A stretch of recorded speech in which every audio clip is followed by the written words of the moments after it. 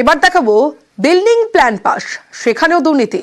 পুরপ্রধানের সই জাল করে building plan pass, lakh lakh টাকা দুর্নীতি দিনহাটায়। চাঞ্চল্যকর অভিযোগ পুরকর্মীর বিরুদ্ধে। তাকে গ্রেফতার করেছে পুলিশ, আর তার আগেই পদত্যাগ করেছেন তৃণমূলের পুরপ্রধান।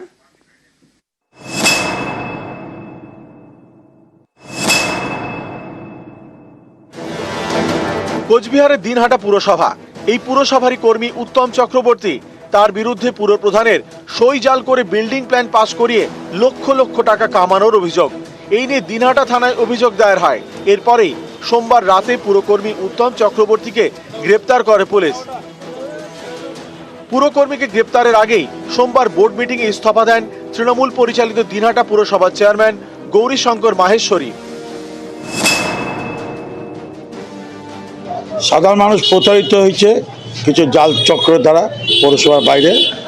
আমি চাই এটা সঠিক তদন্ত হয়ে সঠিকভাবে আসল ঘটনা সাধারণ মানুষের সামনে আসুক, এই চিন্তা ভাবনা করে আমি সরে দাঁড়ালাম। যেহেতু একটা অভিযোগ এসছে এবং পুলিশ তদন্ত করছে, সেই তদন্ত যাতে ভালোভাবে হয় তার জন্য উনি চেয়ারম্যানের পদ থেকে সরে গিয়ে পদত্যাগ করে যে দোষী সে শাস্তি পাবে।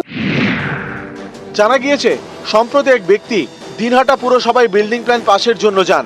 তার একতলা বাড়ি দোতলা করতে চান, তাই আগের বিল্ডিং প্ল্যানের নথি দেখতে চান পুরকর্মীরা। তখনই সামনে আসে গরমিল। পুরকর্মীদের দাবি আগের প্ল্যান পাসের কোনো নথি তাদের রেকর্ডে নেই। এরপরেই শুরু হয় খোঁজ খবর। তখনই সামনে আসে পুরকর্মী উত্তম চক্রবর্তীর নাম। অভিযোগ তিনি পুরপ্রধানের সই জাল করে এবং ভুয়ো রসিদের বিনিময়ে বিল্ডিং প্ল্যান পাস করিয়েছেন।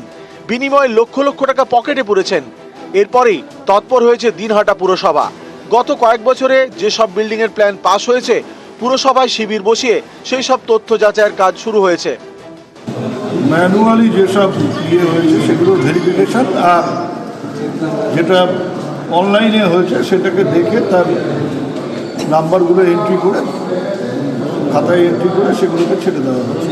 এবং এখানে এসে দেখলাম আবার ওই আরও নতুন 4টে কেস পাওয়া গেল, যেগুলো দেখে আপাত দৃষ্টিতে মনে হচ্ছে যে ওটা জাল। পুলিশ এনকোয়ারি করে দেখে আমার বাড়িতে পুরো প্ল্যান পাস করেছিলাম উত্তম চক্রবর্তী দিয়া।